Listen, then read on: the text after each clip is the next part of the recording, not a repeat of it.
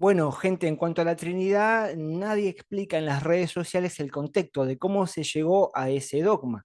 Como nadie o casi nadie lo hace, voy a hacer primero una introducción de cómo se llegó antes, después al dogma de la Trinidad, que fueron 300 años después de que Jesús muere y resucita. Para eso tenemos que ver qué es lo que pasó en el siglo I, II y III.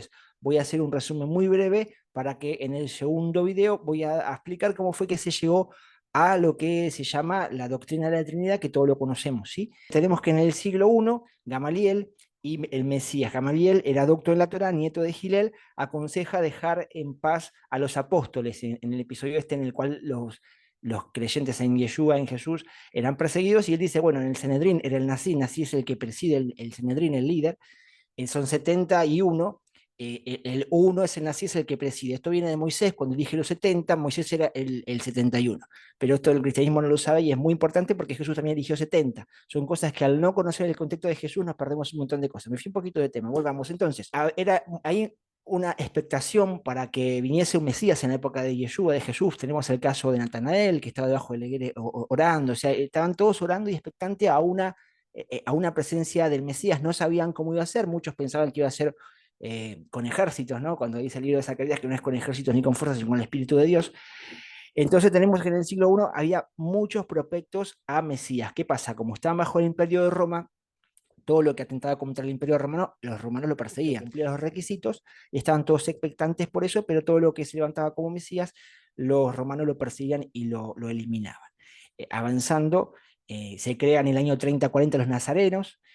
A Pablo se lo acusa de ser se lo acusa falsamente, obviamente, no lo saquemos de contexto, se lo acusa falsamente de presidir, de conducir la secta de los nazarenos.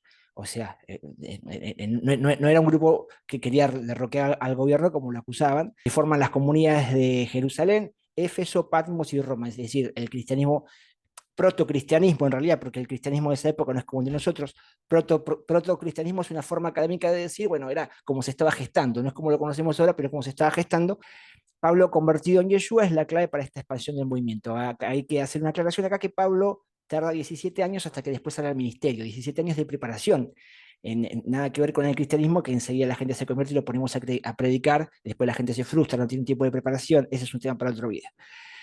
En el año 50, al empezar a entrar mucha gente que no era judía a la fe por medio de Yeshua, no tenía que hacer los ritos de conversión que se requerían en esa época, se llegó a un punto que decía, bueno, pero esta gente nueva no es judía, ¿qué hacemos? Hay muchas cosas que no sabían qué hacer, qué no hacer, y se hace este concilio de Jerusalén en el cual preside el hermano de Yeshua, de Jesús, que era Jacob, Santiago, en las malas traducciones. Por cierto, si en tu iglesia dicen San Juan, en San Lucas, ese San es una beatificación de la Iglesia Católica, la están rindiendo culto al catolicismo. Bueno, volvamos. Entonces, ¿qué es lo que se hace en este concilio de Jerusalén? ¿Qué es lo que se tiene que hacer o no? Entonces, la conclusión a la que llegan es que, mira, no molestemos a los creyentes. Dice, siguiendo ese versículo que ningún pastor lo lee, que no estorbemos a la gente que se añade a la fe, porque lo tienen a Moisés, que los enseña en todos los Shabbat en las sinagogas. Es decir, los creyentes del Mesías aprendían en las sinagogas todos los Shabbat, que es lo que tenían que hacer. Después lo demás, circuncisión y demás cosas, eso no lo molestemos en esas cosas, decía Pablo. Que por cierto, en esas tres cosas que se concluyen, usted lo puede leer, esas tres cosas que se concluyen, que es abstenerse de fornicación, de ahogados y de ídolos, eran tres principios básicos que tenían que hacer los creyentes nuevos en el Mesías, que los cristianos no cumplen ninguno de los tres. No, ahogado, comen morcilla, chorizo, que no se puede comer cerdo, fornicación, cuántos adulterios hay en las iglesias, idolatría, aunque usted piense que no, hermano cristiano, que no es en idolatría, lo podemos tratar en otro video, pero dice la Biblia claro que los que adoran a la madera incurren en idolatría. No hablo de Jesús, ¿sí? Sino de la madera, ¿bien? Recuerdan el episodio cuando estaba la serpiente de bronce, que la serpiente era un medio para que Dios lo sanase, y terminaron adorando al medio, a la serpiente de bronce, a la madera. Bueno, sigamos, ninguno de los tres principios básicos cumplieron los cristianos en esta época no cumplen ninguno. Primera revuelta, entonces. Bueno, en el año 62, líderes religiosos matan a Santiago, que es Jacob, el hermano de Jesús. Entonces queda Simón encargado de esa congregación, comunidad. La primera revuelta, tenemos que tener en cuenta que hay una persecución muy grande y hay tres revueltas que se hacen contra los romanos que después terminan lo que son los concilios y los dogmas de los que tenemos. Por eso es importante tener un panorama. Esto nunca nos lo cuentan en la iglesia. Puedes ir a un seminario teológico y nunca te van a contar todo esto que te estoy contando. Primera revuelta, en Vespasiano y Tito lideran la destrucción del templo en el año 70, o sea, fue tanto el choque que había que mandaron a destruir el templo en el año 70. Los apóstoles mueren y una evidencia de que el Nuevo Testamento no fue escrito antes del año 70 fue porque no hay ningún indicio o alusión que haga referencia a la destrucción del templo, que era la vida política y religiosa del pueblo judío. Es como el 11 de septiembre, las Torres Gemelas. En el primer siglo, esto es lo que yo hablaba de las tres comunidades que quedaron encargados. ¿Quién quedó encargado de cada comunidad? Estoy hablando de los descendientes directos de Yeshua, de Jesús, ¿sí? Que eran judíos. Vamos a ver que después esto se va perdiendo y quedan encargados de la iglesia gente que no tiene nada que ver con el judaísmo. Que por cierto Jesús dice que la salvación viene de los judíos, no porque me tenga que convertir en judío, sino porque Jesús es judío, no cristiano. Los líderes al final del primer siglo, en Jerusalén, Simeón lideró hasta el año 107 de ese, ¿sí? La congregación de Jerusalén. En Éfeso se quedó encargado Timoteo, que lideró hasta el año 99. Y en Patmos se quedó encargado Juan, ¿sí? Que escribe el Apocalipsis. Y en Roma, la congregación de Roma quedó encargado Clemente Romano, que lidera, seguido por Evaristo, luego de que él muere. La segunda revuelta, la primera fue en el año 70, la segunda revuelta, los judíos se reúnen con los partos. Partos era lo que es Irán, contra Roma para reconstruir el templo. Es decir, ellos quieren que le reconstruyan el templo y entonces se unen judíos con los partos, y Adriano les ofrece reconstruir el templo en el año 120 y los judíos aceptan. Los gentiles de las comunidades judías se distancian más de los judíos por la mala fama, es decir, los creyentes en Jesús, que no eran judíos, que se unían a la comunidad, ellos les encantaba participar en la sinagoga, participar en los Shabbat, leer la ley de Moisés, los salmos y demás, pero no querían estar involucrados en la política, ¿no? Porque en esa época no distinguían judíos de no judíos, ¿sí? Mataban a todos. Es algo parecido con lo que pasó con Hitler, que no distinguía si era judío de qué o lo que fuese. En el año 114 más o menos empieza a marcar una diferencia entre judíos y cristianos. Los cristianos en ese tiempo, como yo decía, compartían todo, amaban los salmos, creían en Yeshua, asistían a las sinagogas, observaban los mandamientos. Sin embargo, evitaban involucrarse en la política. La tercera revuelta, y acá esto es muy importante, si Adriano incumple la promesa de reconstruir el templo, o sea, 10 años después, van a reclamarle y Adriano se desentiende, dice, me olvidé, qué sé yo, qué sé cuánto. Y ahí es cuando se levanta Barcova. Barcova es un Mesías que proclamaron los judíos para que los liberes del pueblo romano, que por cierto, Yeshua había dicho que si viniese alguien y le dijese, acá está el Mesías, no le crean, huyan a las montañas, y acá es cuando se cumplió esto. Cuando vino esta revolución, cuando levantaron a este Bar Kokhba, proclamado por el rabino Akiva, la guerra dura 3 años, y ahí es cuando los creyentes en Yeshua que creían, porque los que creían en Jesús y los que no creían en Jesús estaban en la misma sinagoga, compartían la Torá, vivían en armonía. O sea, yo creo que Jesús es el Mesías, yo no creo, pero compartían todo. Entonces ahí es cuando se distancian y ellos, recordando lo que dijo Yeshua, huyeron a las montañas. Y ahí es cuando en la guerra mueren 500.000 judíos y una cantidad similar de romanos. Entonces Roma conquista Judea. Acá es cuando se destruye todo se termina de destruir todo Jerusalén.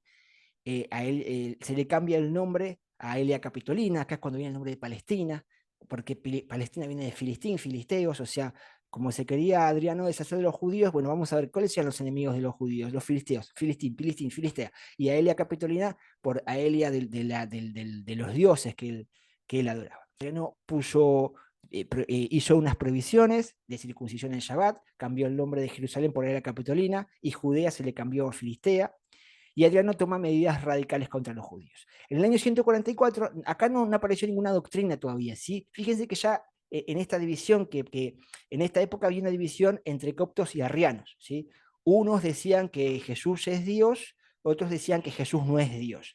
Y acá Marción introduce un concepto que dejó de tener vigencia en el siglo II, pero su teoría, su doctrina todavía en la actualidad está en muchas iglesias. Él quiso borrar el Antiguo Testamento para diferenciarse de los judíos y enseña que el Dios del Antiguo Testamento es malo y el Dios de Jesús del Nuevo Testamento es bueno. Él quiere quedarse solamente con un libro de Lucas y agarrar alguna que otra carta de Pablo que supuestamente justifica que abole la ley, y la Iglesia Católica lo declara hereje, claro, lo declara hereje a estimación, pero dejó su término que él había diferenciado y le había puesto el nombre de Antiguo Testamento. En el Nuevo Testamento la Iglesia Católica se quedó con el nombre de Antiguo Testamento, de ahí viene de Marción, que tiene muy parecido a muchas iglesias hoy en día. Entonces, cambio en las prácticas cristianas, en el año 150-178, San Justino y San Aniceto diferencian entre los judíos y los gentiles de la iglesia. Oficializan el domingo como día de descanso y cambian la celebración de la Pascua al calendario solar. Hasta esa época se celebraba bíblicamente, los judíos y los creyentes en Jesús celebraban el 14 de Aviv, que es la Pascua, que es bíblico, está en la Biblia, pero ahí se cambia y se pone un calendario solar. ¿Por qué? Porque bueno, el sol era una deidad de todos los pueblos paganos y los emperadores eran paganos, y entonces ponen la Pascua el 25 de diciembre, que es un calendario solar que es, que es el solsticio de verano. Sí, yo tengo un video de Nimrod que voy a subir que está muy bueno. A partir del año 178 se le permite a los cristianos comer de todo. Del año 188 a 199, Víctor I utiliza la excomunión por primera vez en el año 190. Es decir, que en el año 190, después de Cristo, se oficializa el concepto de excomunión. O sea, pensás diferente de mí, pimba para afuera. ¿Y quiénes son los primeros que declaran hereje? Los que celebran la Pascua judía. Inventé un término de excomunión, y los que celebran la Pascua judía me refiero no con la liturgia que hacían los judíos, me refiero a la fecha y conmemorándolo como dice la Biblia, la Pascua. O sea, si en tu iglesia lo celebran una vez por semana, una vez por mes, no es bíblico, es el 14 de Nisan. Está ahí en la Biblia, el 14 de Aviv. Aviv, Nisan es el mismo mes, está en la Biblia.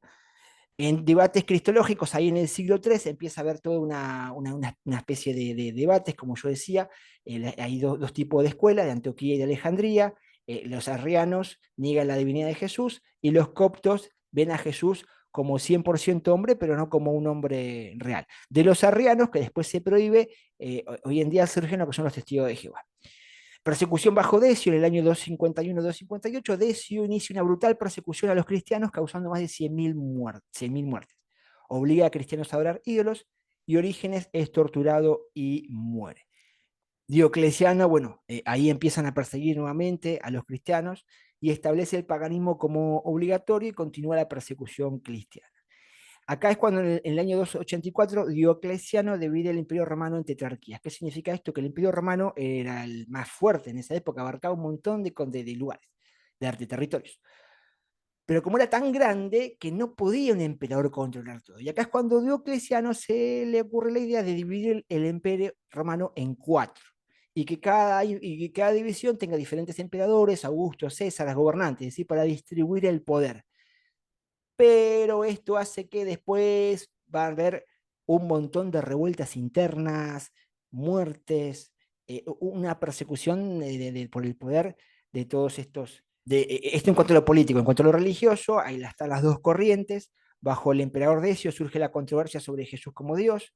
Decio ordena matar a los judíos y nuevos seguidores en Yeshua, desencadenando persecuciones.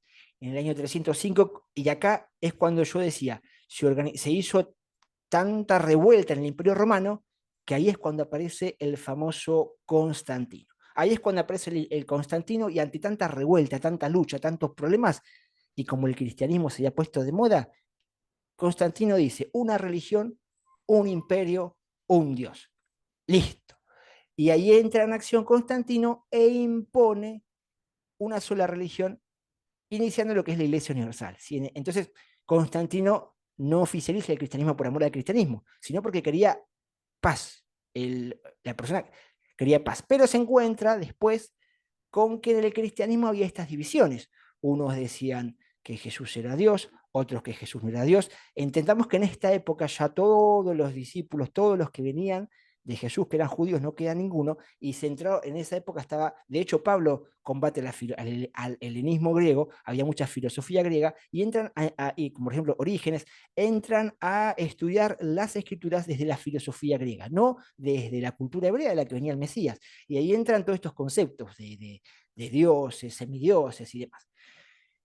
Constantino planea unificar el Imperio Romano. En el siglo V, los líderes del Imperio Romano se enfrentan a una guerra civil, debilitando el imperio. En el año 325, Constantino establece el Concilio de Nicea. Y acá es cuando aparece la doctrina de la Trinidad, que vamos a ver cómo surgió y qué es lo que pasó. Lo hacemos en el próximo video.